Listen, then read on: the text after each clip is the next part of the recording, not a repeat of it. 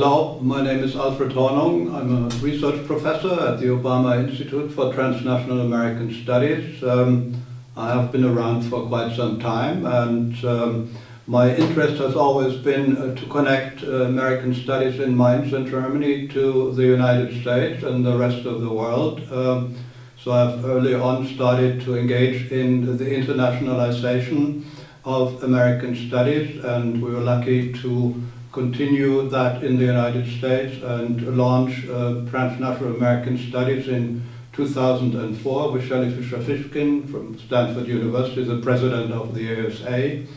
And what concerns especially our exchange with Atlanta and Georgia State University is the trinational PhD program that we established between GSU, Mainz and Beijing in China. And we actually had 3 summers in which we met in these three places to communicate. Last but not least, I am the editor of the Journal of Transnational American Studies and hope to continue this work. Hello, my name is Sonia Georgi. I'm assistant professor here at the Obama Institute for Transnational American Studies. I'm also one of the student advisors of our team who's teaching and supervising many of our students. My research interest started with African American literature actually in my master's thesis, and I continued working on comparing African American, African Caribbean, Asian American literature in my dissertation project. And my current research interest focuses on intersections of Native American and African American literature from the 19th century and the 20th century until the present day. Hi, my name is Meeta Banerjee. I'm a professor of American Studies also at the Obama Institute, and I focus in my research and my teaching on the way that race is constructed, but also that whiteness is constructed. And my focus has really been on how American studies and US discourse on race, on ethnicity, on whiteness enables us to say things about Germany that we can't otherwise say. So part of my work has been about Asian German studies. So a long time ago, together with some colleagues, I asked, if there's Asian American studies, why shouldn't there be Asian German studies? Because as an Asian German woman, living in Germany, my sense has always been that there's no way to talk about race in Germany, and I think we're surrounded by this scary cocoon of whiteness.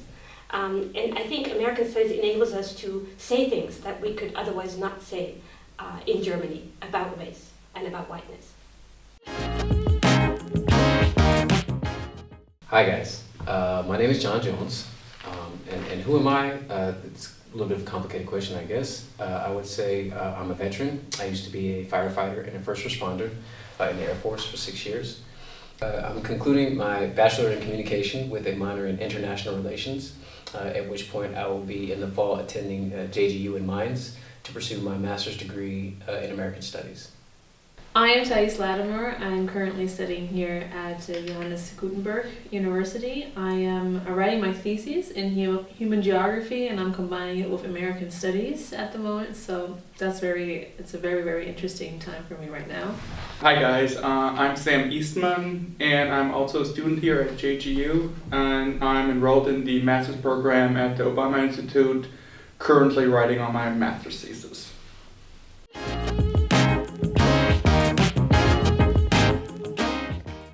I chose the book Ada's Room by Sharon Dodua Otoo because I was looking for a book that talks about blackness in Germany, but also in other contexts. So this book actually superimposes, what blackness means in West Africa, in Germany, in the UK, but also in different, periods of history. So there's actually many, 4 different women. I'm going to talk more about that in a second, but it actually asks us, what does it mean to be black?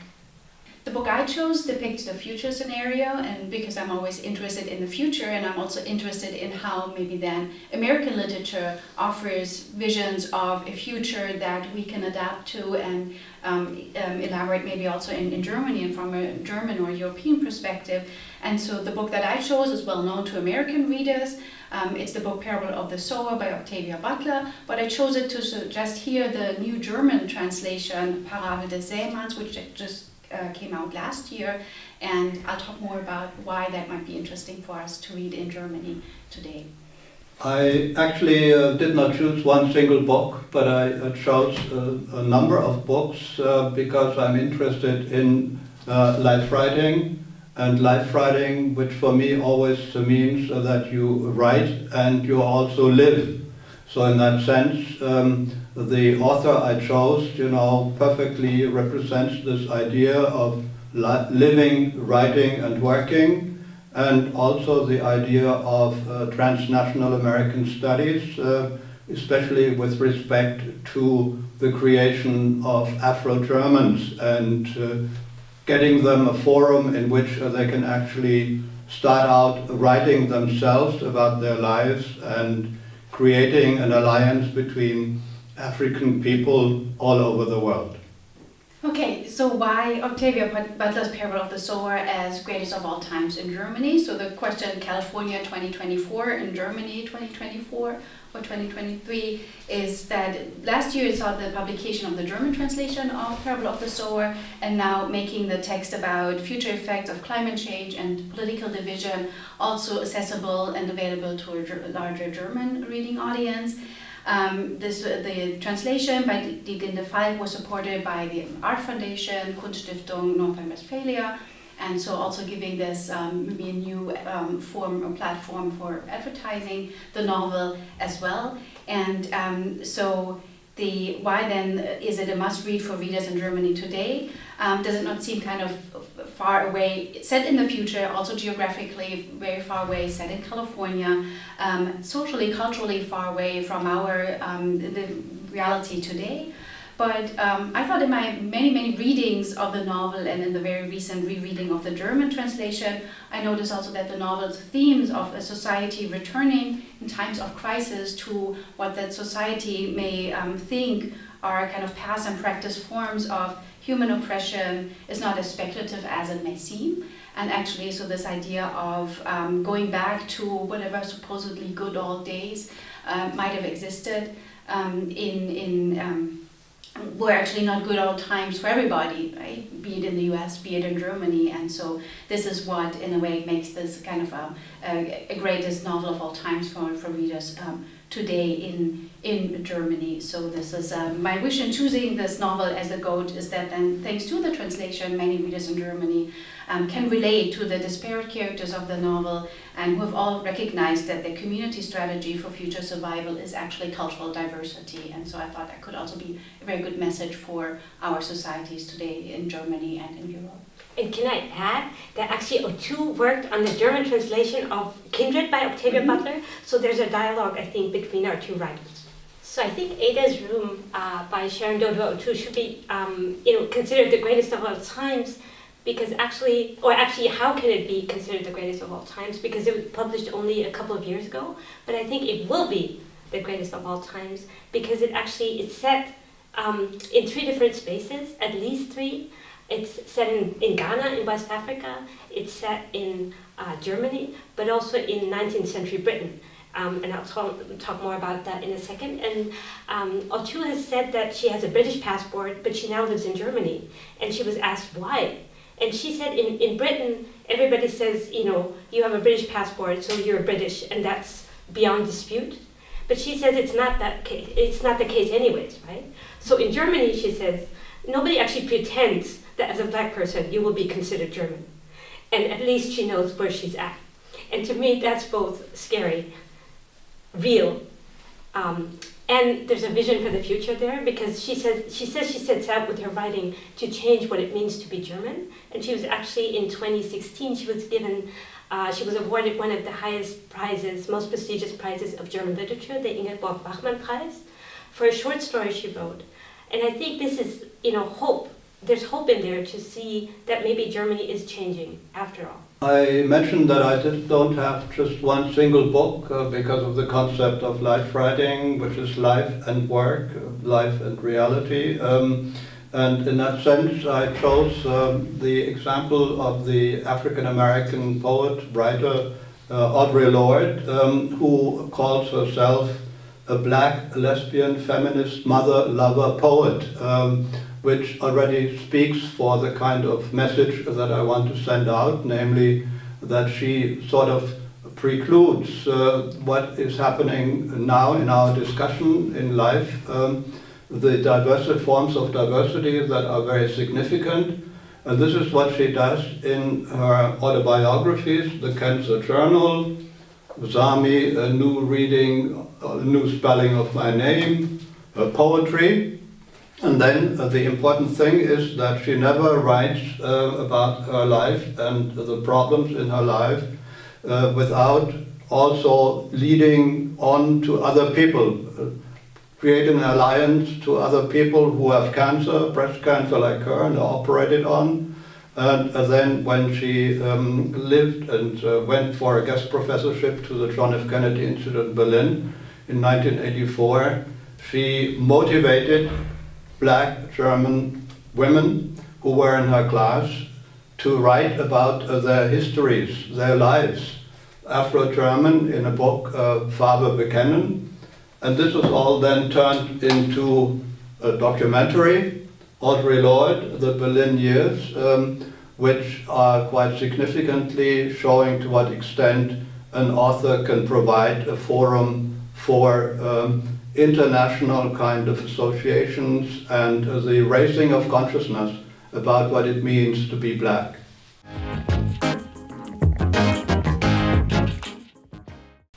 So guys, we're talking about our goats. Who are our goats? Who are our goats? It's hard. Is it It's Rihanna? hard. Rihanna. Is it Beyonce? It's tough. I don't want to hard rap, but I think for me, when I think of goats, I can't think of just one particular person. I do think of, personally speaking, who impacted my life is my father personally.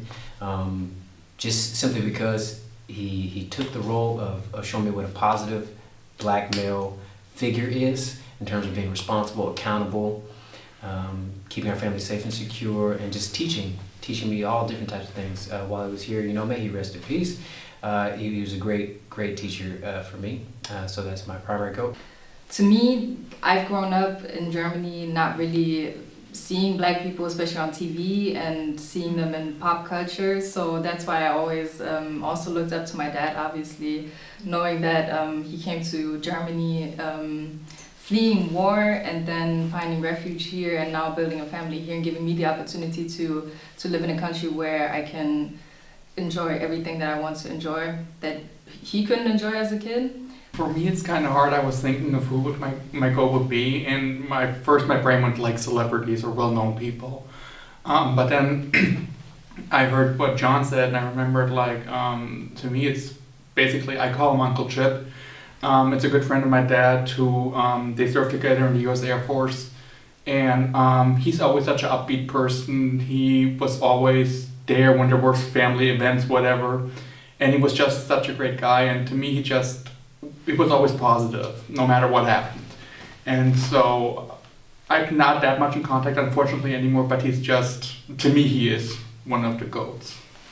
I love how you include personal stories within, because when I try to think of the greatest of all time and the GOAT, like you said, we tend to look towards people who are in the public eye and obviously who played huge parts in history or historical figures, and obviously that makes sense in this discussion. But when I think of people who are the greatest for our time here, I think it's more than valid to think of as people who shaped us personally in our personal stories. Totally agree on that. Yeah, because it was my father that popped into my head right away, because that's how I define the GOAT is for me. Who has inspired you the most? And the most is my father, because he taught me to love myself. All of us should each be our own goats for this reason, right? We all Nicely said. go through things and have gone through things that whether people know about or don't know about, and have been able to, that's why we're standing here today, because we've been able to overcome them to some capacity. And so that it's good to recognize the aspects of our ability to be resilient and to overcome and to persevere day in and day out, regardless of maybe how we feel mentally sometimes or how we feel physically sometimes or spiritually, emotionally. We continue to press through and persevere and show up every day. Even if it's not our best selves every day, we continue to do that. And so that's why each of us should be our own goats as well too. Thank you. Awesome. Hello everyone, today I'm presenting to you my goats. He shattered racial barriers, opened so many doors for many artists, even black artists, who had a future ahead of them because of Michael Jackson. He's the GOAT. He's great. He's amazing. Mein absoluter German One Goat ist definitiv Aminata Belli. Sie ist TV-Moderatorin, Journalistin, Reporterin, Influencerin und so viel mehr. Denn neben all den Tätigkeiten und Jobs, denen sie nachgeht, widmet sie sich auch der Aufklärungsarbeit zum Thema Rassismus und macht dies auf eine gekonnte Art und Weise, die zum Nachdenken anregt und einen wirklich dazu veranlasst, sich noch stärker mit dem Thema auseinanderzusetzen, als man es ohnehin schon tut. All dies tut sie mit so einer gekonnten Leichtigkeit und Authentizität, dass man gar nicht anders kann, als sie sympathisch zu finden. Deshalb ist Aminata Belli mein German Number One Goat.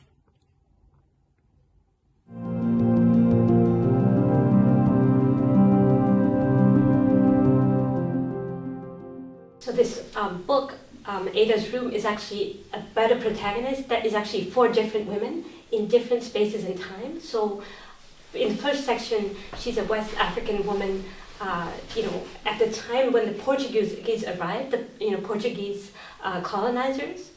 In the second section, she's a pregnant computer scientist, a student of computer science looking for a room in Berlin, which is impossible, not just because there's no rooms, but also because she's black.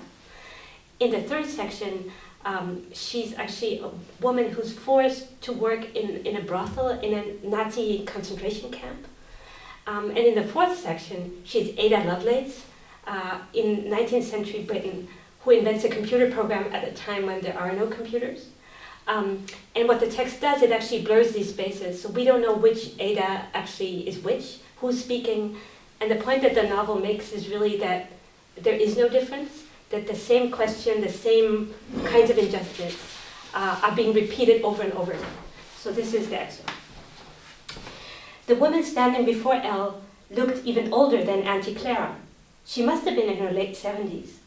Her hair was lightly bound up in a bright patterned headscarf, but a few kinks of grey afro peeked out from beneath the fabric. An equally ancient woman stood before the television, pointing at the sofa. "Come, come," she clucked. "Come, have a seat." "Actually, we only wanted to look at the room," Elle said. She tapped nervously with her fingers in her lap.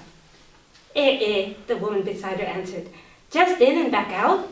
Like the Germans?" "We have another appointment, just like the Germans." "My dear," the woman closest to Ella sighed while she wiped her eyes. "People like us, we will never be German, never." "I really have to stare at you," she said at last. "You're the daughter of Gemma, am I right?" Everything inside Ada tightened up into a knot. She'd never honestly believed she would hear these words spoken. She drew a deep breath. "You knew my mother?" Ada whispered. "Gemma, oh!" Applause from the television. The baby in Ada's belly turned a somersault. Elle grabbed Ada's hand, squeezing it tightly. "We heard," said the woman, 2 or 3 years after the fire, the arson attack." "What attack? Arson?" The question was clearly not one that should be asked at an apartment viewing. But even before their silence fell, the answer had been clear. Ada maintained her composure as if they were discussing some utterly unimportant thing, as if she had not longed her entire life to find out more about her mother's death. "Who did it?" she asked. The woman whose eyesight was poorest shook her head. Yes, who would do such a thing? Ada closed her eyes. Yes, what now? She asked herself. Just how had she imagined it?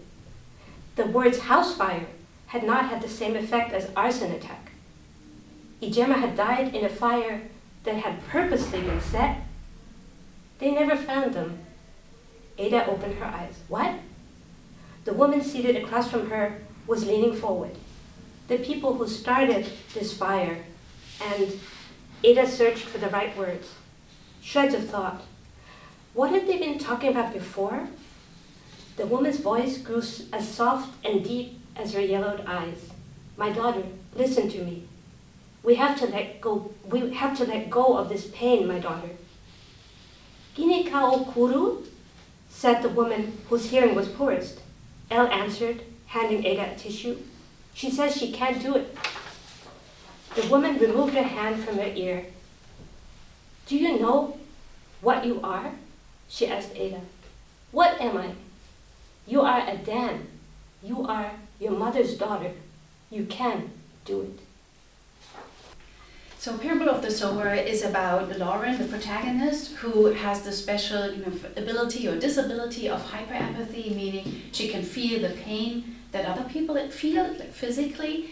And so she's living, as I said before, in California in 2024 in a gated community. So everybody there who can afford to actually have a house lives usually in small gated communities. Many people are homeless, are poor. There's water shortage, there are arsenal and fire, and communities are burned.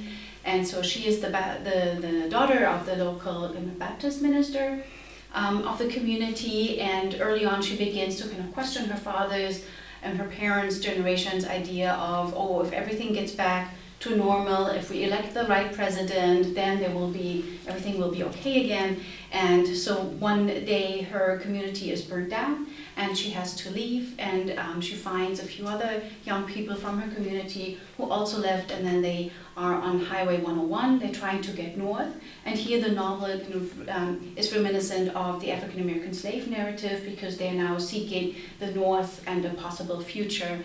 And so as they are walking along the highway, there are murders, robbery, but what they do is they collect other people, like little children, women, a father and his daughter, and so as they are on the move, they are forming this new community. And Lauren, the protagonist, she's writing a journal, and in that journal she's developing something like a new religion, which is called Earthseed. And so at the end of the novel, then they have a temporary shelter, they're trying to build a new community, everybody is able to speak about their past, their experiences, to kind of grieve, and then they're trying to kind of set up this new community based on these Earthseed doctrine or ideas, which is actually the future of humans is somewhere outside the Earth, and they have to go get to the stars, because what the novel suggests is that in order to overcome hierarchy, in order to overcome maybe violence,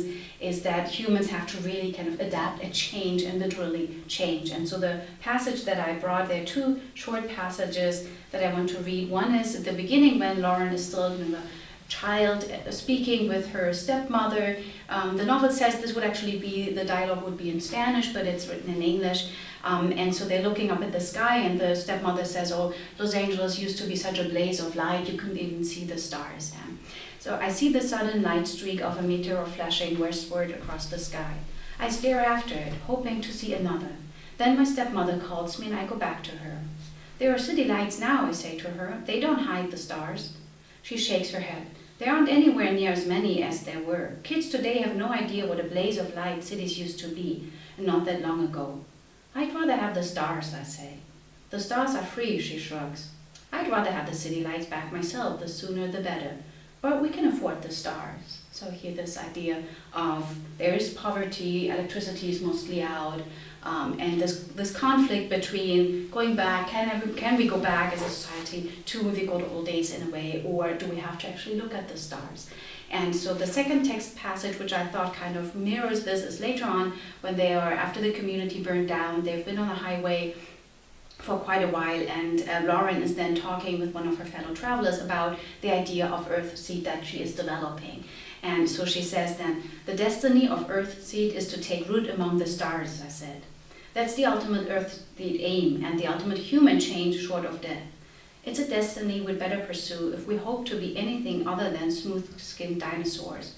Here today, gone tomorrow, our bones mixed with the bones and ashes of our cities, and so what? Space, he said. Mars? Beyond Mars, I said. Other star system. Living worlds. You're crazy as hell, he said. But I like the soft, quiet way he said it, with amazement rather than ridicule.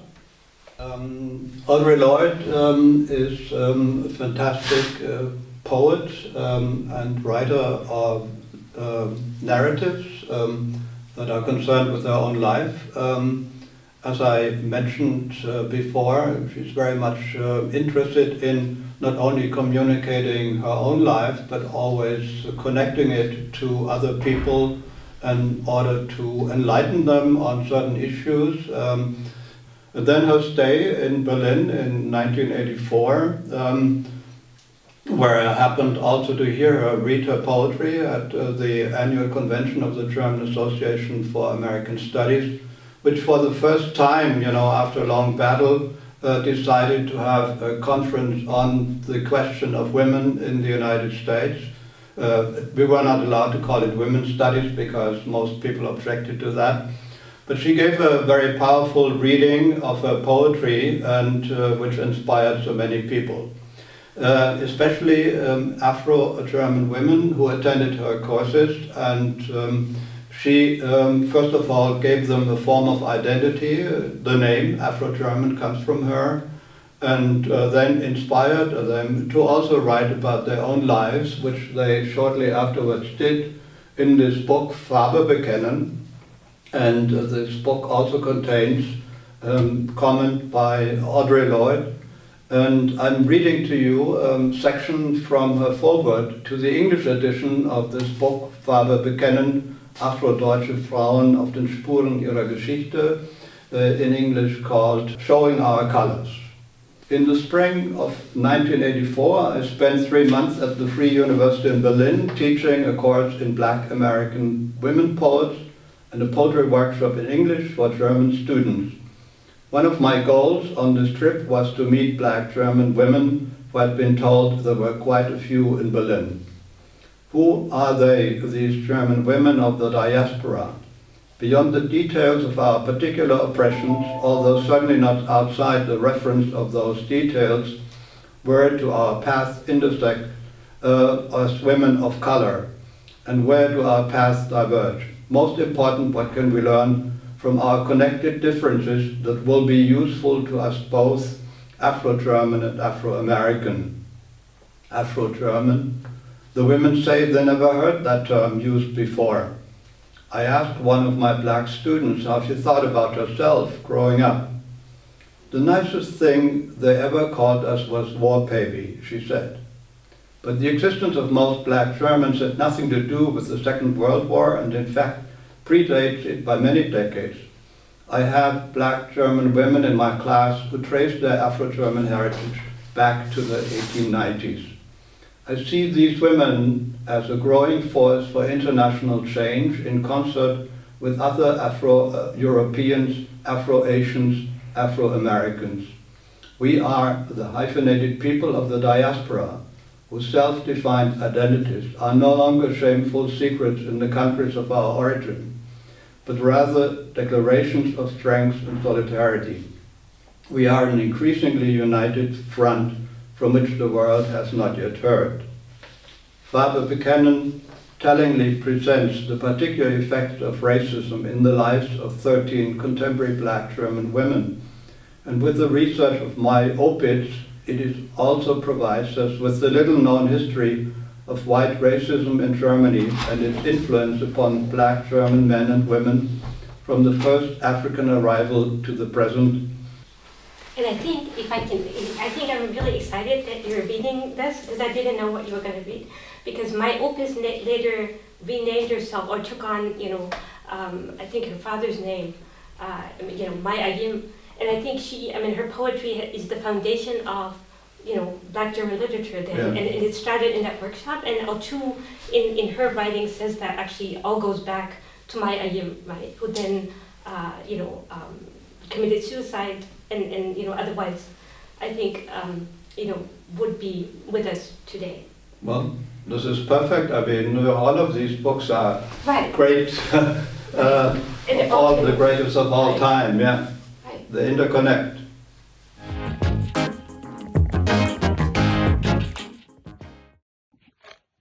Ich bin Emina, 27, komme aus Mannheim und spreche über meine Vorbildfunktion, mein Goat.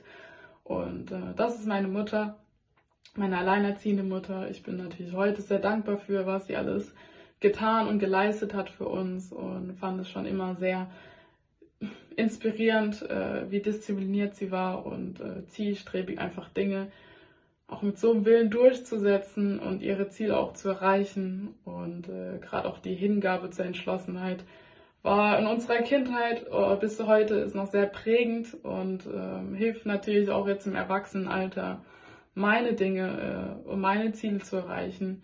Und daher sehe ich meine Mutter als GOAT. Hallo, also in meinem Leben gibt es jemanden, der nicht nur meine beste Freundin ist, sondern auch mein Greatest of all time, und zwar Samira. Samira ist auch die Projektleiterin dieses Projektes.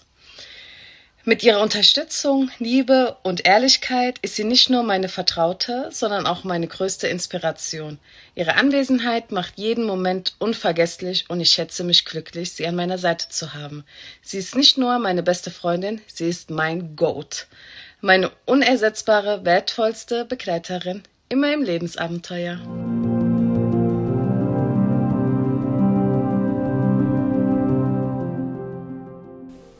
I think what became very obvious to me in the reading of these texts is that African-based people have from the very beginning an international kind of connection.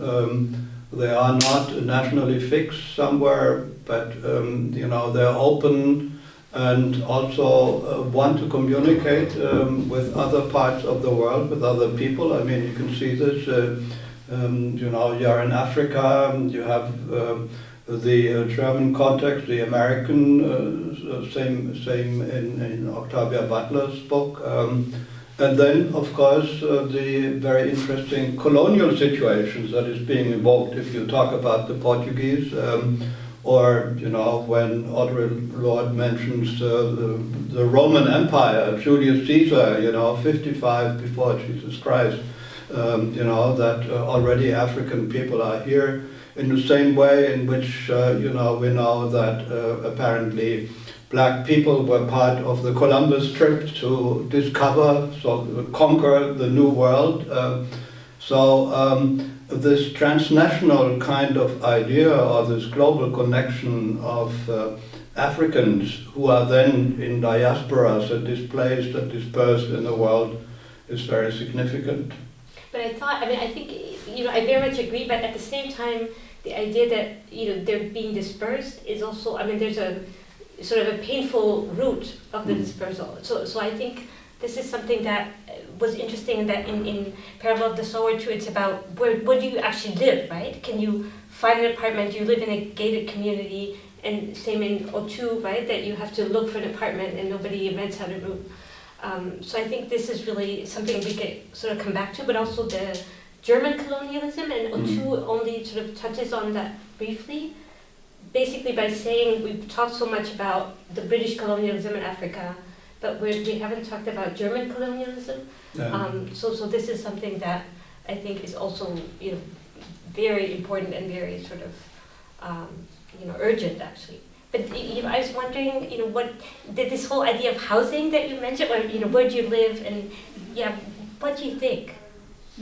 What is interesting then with the family of Lauren would be as a black family, a black Hispanic family, they would have, so they own their home, right? They have their own property. Later on the place where they settled, this was also the property of an African American family. They're experts in native and local plants that grow in Southern California, and so this maybe connection then to place actually is very strongly developed in the novel, although at the same time then it says, okay, so actually we often have to consider, going into space in a way. And there may be a text passage where they talk about colonization of other stars, right, and other planetary system, which kind of then links this back to maybe this ongoing question of colonialism in Europe, in Germany, of settler colonialism in the United States. Right. But also the idea of science, right? And sort of that's something in Ada's room that's sort of at the core, because she says one of my favorite passages is where this character is Ada Lovelace and talks to Charles Dickens, with whom actually the real Ada Lovelace had an affair, which I didn't know. And he's this novelist, and she's a computer scientist at a time when there were no computers. And she's so confident of herself as a scientist. And he sort of looks down on her, and and sort of with Ada Lovelace, the idea that as a woman you could not be a scientist, and then sort of in this later incarnation where she's a black German student of computer science, right? But then she still doesn't get a room because she's pregnant, and everybody says, sees her only as this black woman, right? So I think and sort of having sort of ethnic characters be scientists is, and it's sort of sad that this is sort of a big deal, but I think Ada's room certainly makes that point, right? That native knowledge has been discredited, like indigenous knowledge, but also African American scientists, right? I mean, what's also significant is the genre under which people write. You both read quote-unquote fictions. I read a prose text, but whatever it is, even if it's a fictional kind of design, there is always the concrete reference to a given reality. I think African Americans or African-based people can never write fiction without connecting it back to some kind of reality, because that's what they live. I mean, this is also why most of these texts begin in childhood. And I think that's why I'm so interested in kinship. So for instance, there's in Ada's room, there's a half sister, and there's stepmothers, right? So maybe it's about found family, which would be from the queer community, a term, but also who are the found families? What kinship types do we create, right? And I'm so interested also in the idea of life writing, because in a way, Ada's room is sort of a fictional biography of Ada Lovelace, right? Yeah. So that's interesting. Talking about fiction, she said, and she titles the speech, "Are Black people allowed to paint flowers?" And then she says, and it's a passage, can I read it? Okay, can I read it because it's my favorite? Okay, she says, "Painting flowers, regardless of the lack of childcare, financial losses, health risks, and racial aggression. For some of us, this is just normal, relaxed everyday life. And for many of us, a radical idea. Dear audience, are Black people allowed to paint flowers? Yes, the more the better." So she's saying, can we write fiction that is not about race? And she has these wonderful drawings. Okay, so this is like a flower getting ready for partying, putting on her makeup. And this is an angry flower.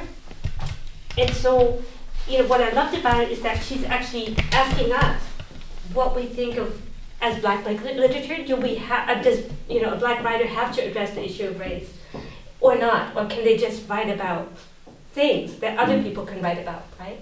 So I think it's really interesting that, for instance, Ada's room does both. Talking about Ada Lovelace and the role of women, but also the role of men, about relationships, about love, is very much there, right? And she's saying she's writing in the tradition of Toni Morrison, who once wrote a story that was not color-coded, where you didn't know who was white and who was Black. So I think this is what Ada's room also does. You don't know whether what you're reading is about Ada, the white woman, or Ada, the Jewish woman, or Ada, the Black woman. So I think this is, also asks us to reflect on what we imagine race to be, right? Right. But I mean, there's also, I think all three texts suggest that, so when the authors, in a way, raise these questions and these issues, right? And we read their text and identifying, this is where they have to connect to history, this is what all three texts, in a way, suggested, right? Yeah. That it's not only people of color who have to fill in the historic connection, but we, as a society today and as readers today, have to do that work too. So I think that Ada's Room will be the greatest book of all times, because it asks us to see that what is Blackness is sort of an open-ended question, and it actually throws the question back to all of us. And by superimposing, Portuguese colonialism in Africa, that on the Nazi concentration camp, on racism in present-day Berlin, and on actually hatred of women in 19th century Britain, it asks a question that today we would talk about in terms of intersectionality. So what I love about it is that it talks about the pain of being Black. It talks about how that is also beautiful, though, because it's about women nurturing each other across racial lines, across class, age, and many different spaces. So I think the book is actually very hopeful in its ending. And if I can spoil the ending, it starts with a baby being born in Berlin that is mixed race, and we don't even know, whether his parents are gonna, or her parents actually, are gonna live together. But what the book says is that, this new life is gonna give new meaning to blackness, in wherever that may be. Okay, so why should then a novel about 1990s USA, sci-fi novel at that, be the greatest of all times in Germany? And so I think my case for the novel would be, as the text shows, you can't really go back to any past, right? We have to kind of look into the future. And so this idea of a community of fellow travelers that founds around Lauren at the end of the novel, about 20 people. They're adults, they're children, little kids, some are disabled, some are kind of special abled, black, white, Asian. They're all inspired by the original and creative writing of Lauren in her travel journal. But they're not dominated by or ruled by this one idea or one solution as a response to many social and environmental challenges that they face. And so this is also then maybe an experience that opens again the horizon of different versions of the future for societies today on both sides of the Atlantic, be it in the US or be it in Germany. And so then this is actually my wish in choosing the novel as a GOAT, is then that here now a large audience again can envision a diverse community in the spaces in which they are now, but with a direction towards the future. All American writers have always attempted to write the great American novel. I know of no African American writer who has ever been so sumptuous to do that, although there are two that I would single out: Ralph Ellison's Invisible Man or Toni Morrison's Beloved as the great American novels. But Audre Lorde did not figure in that realm, I would say, but nevertheless I think that she is a significant African-American writer who has inspired so many people outside of her own realm, not only in the United States, but in Mexico, in the Caribbean, where she returned to, where her mother comes from, but also here in Germany. And I think this is a major achievement to inspire young people not only to become aware of who they are, but also then to go ahead and become writers. And this is so significant that this also becomes a collective, it's an engagement, a collaborative engagement in showing your colors. And what I also find significant that these are books, multi-media expressions of what it means to be black in a white society and growing up in these circumstances. And then it signals something to other people in a society. For example, simultaneously we see the rise of Turkish-German writers. Audre Lorde showed us the way how to do this and exercised it and taught it to people. And this is also why I always like to talk about her in conferences, which I've done in many places, in China, in the United States, in Mexico, here, or teach Audre Lorde and her work. It is a major achievement.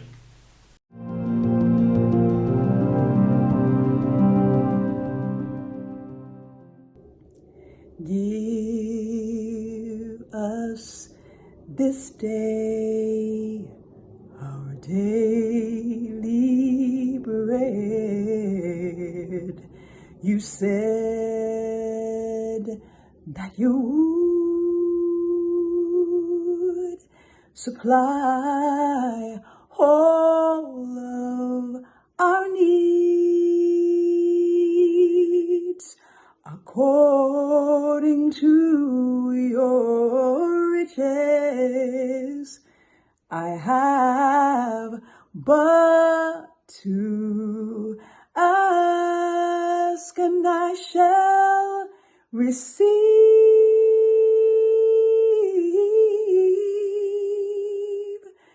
to go from here and share this love that you gave to me. I want to show someone who's lost, and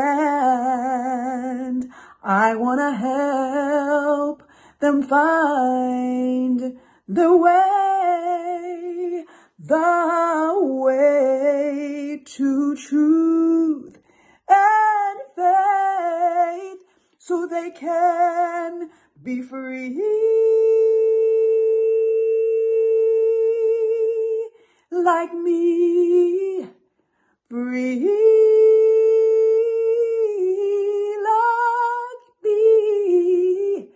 Oh Lord, we need your love, and Lord, we need your peace. Oh Lord, we need your joy.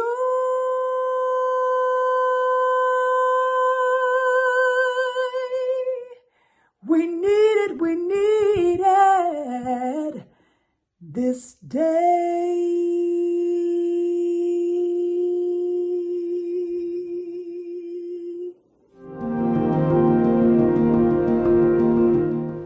Quick interruption, everyone. This is Samira. I just wanted to briefly explain the voting process our fantastic jurors will use to determine who will be crowned our greatest of all time here in Mainz, Germany, as introduced by our scholars. In selecting our winner, we opt to utilize the criteria established by CSAD. These criteria not only are meticulously formulated, but also challenge the fundamental ideas that the presented book should embody to earn the title of the GOAT. The questions our jurors will ask themselves are: does the work provide education on essential topics useful to community and discourse in Germany? Does the work represent and enlighten readers in Germany and across the Black diaspora about Black Germans or Black people in general? Is the work still taught and read widely? What is the public awareness of the work? Does the work engage cross-culturally? Also, does the work present the cultural, historical, and socio-political aspects of the Black diaspora? Our jurors will deliberate on these questions, reach a consensus, and reveal their winner. I gotta be honest with you guys, something that I found interesting about, especially with Professor Horning, the way he proposed, it's a little bit, I'm kind of conflicted because, right, we're talking about the greatest of all time in terms of like a book, but he mentioned the author being Audre Lorde. And when we talk about really just like transnationalism, right? I think what he touched on, especially bringing Audre Lorde, the impact that one of the later things he said was that it was influencing Turkish people in Germany or Turkish Germans, right, to be able to speak about their experiences in a similar way that Audre Lorde inspired, Afro-German women to speak up about their experiences back in Berlin. And I think that in terms of influence, that's something that's very interesting to me. That the trajectory, or not trajectory, but the influence that can be derived from Audre Lorde can be expressed and used across cultures to really speak to people's lifestyles and their cultural expressions in other countries, specifically in Germany, right? So that's something that was a really big takeaway for me from Professor Horning's selection. What I really enjoyed was the aspect that he pointed out, that Audre Lorde collaborated with Mai Aim, the one that wrote, was one of the authors writing Showing Colors. And what I personally really enjoyed with that one book is that it also mentions like mixed race in Germany, because we shortly just talked about different kind of definitions of blackness in Germany. Right. And that's where I was able to see myself when I am out with my friends.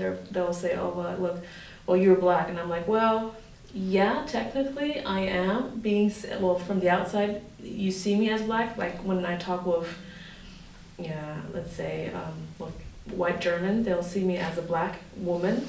But I really enjoy the Showing Colors within the book, where they explain that that feeling of in between, not being black and not being white. So I would like to highlight the aspect of being mixed race in Germany. So you're not only biracial, but you're also bicultural. Mai Aim wrote something that I would be inspired to want to write as well. And that's the point, right? It's the inspiration of going on this journey of self-exploration, right? What are these identities? What does it mean? like what we answered earlier, like who are we? Like, you know, what really makes that up, right? Is it cultural? Is it racial? What are the different factors that really go into that? So yeah, it's very interesting. What do you guys feel about Ada's room? I personally really liked it because it had different approaches to it. Like it's like one story, but it's set in different locations and times. Yeah. And I think if you want to, that's just my opinion, if you want to have like a representation of something, it's nice to see like how it was like in, I think it was London or Great Britain in the 19th century. We had modern day Berlin, we had a Nazi concentration camp, and just the differences of like the struggles that are seen or felt. I really enjoyed the historical aspects again there, and that point that it gives you an overview, what the history has been like, and then that blank canvas of you might think it could happen this way, but we are now 10, 20, 30 years later, now even 100 years later of when we were talking about Nazi Germany, and how things really have shifted. It gives me hope, so that room kind of can tell a story, but it also gives hope that you can see, but things can shift, things can change. And so when we kind of discussed the third book, right, Parable of the Sower, what are your guys, I was curious to know what your thoughts were about the aspect of futurism, I guess, so to speak. I really liked the idea of, how could society be? Yeah. But then at the same time, I thought, but isn't it already that way? Like, how much of future has actually, how much future is already taking place? In a lot of ways, and sometimes when we have these stories or these novels with these themes, right? It's in a lot of ways it's holding a mirror up to the society that we have, right? So we're talking about the potential of what could be, but also potential of what could not be. So yeah, I always think of like a mirror when I hear these types of stories. Also, especially was the time the book plays in. It was in the future, but that time is legit right now. So it's this year we're in now that the book was playing in. So, and also I think it ties in nicely with Ada's room, in the respect that at the end of Ada's room we have this like, okay, what is this gonna be?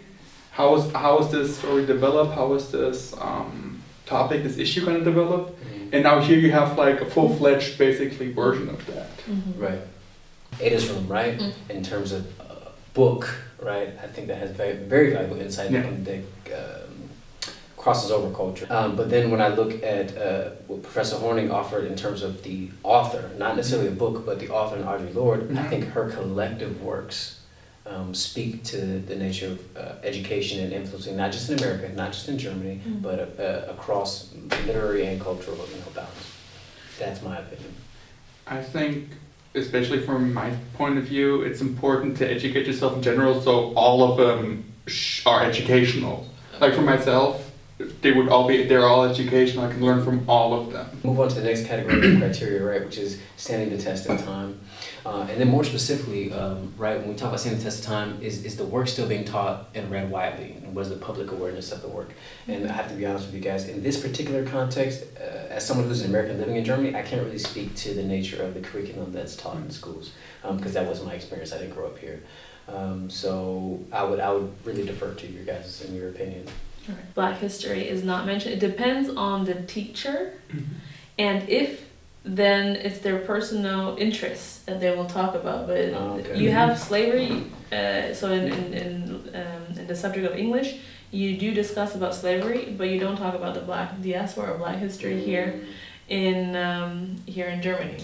I do hope that will change sooner or later, and I think one of the major points it should really change in the curriculum in German history or in German schools, that the curriculum has to change to be able to represent the students that we have, because in the class you do see different. I see a lot of Black Germans sitting in class, but you're not talking about it. There's no representation of the author. So yeah.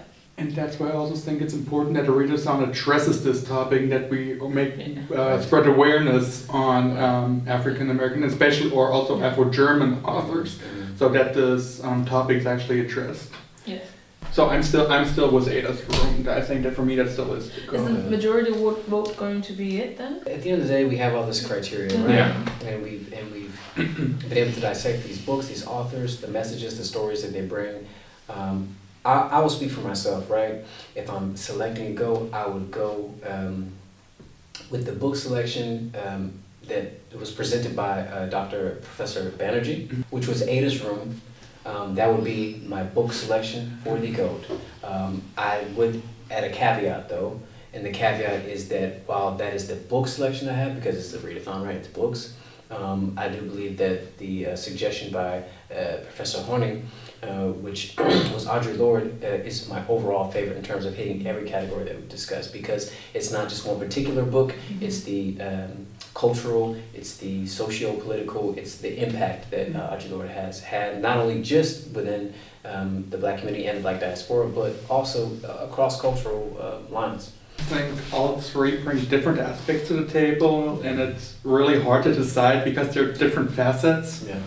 But I do agree with what John has said. I also thought Ada's Room, for me personally, was my favorite, or my GOAT book in that case, because in my opinion it's important to show the story, but show it in different contexts. That it's not like, oh, it was just in the 1920s, or it was just today. So basically to show that this has always been a problem, and unfortunately still is a problem, which needs to be brought to light.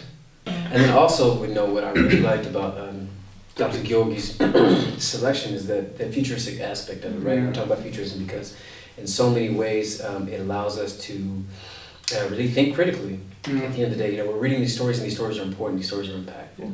But at the end of the day, if we can't infuse our own creativity and our own imagination and see ourselves in these stories, which is always important, especially when we talk about learning and educating ourselves.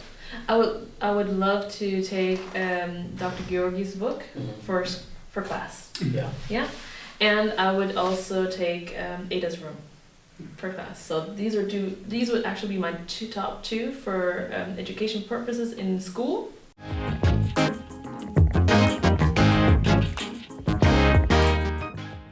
Have the judges made their ruling? We, as the judges, have collectively decided that the winner for the CSAD Global 2024 Read-a-Thon will be Ada's Room.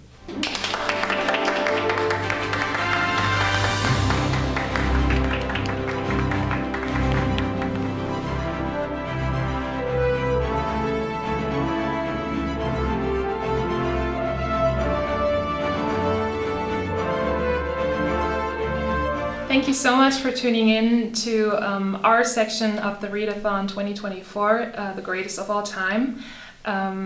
Many thanks to Georgia State University and CSAD for letting us participate again this year, and on behalf of the entire Obama Institute here at the Johannes Gutenberg University in Mainz, thank you so much, and see you next year, hopefully.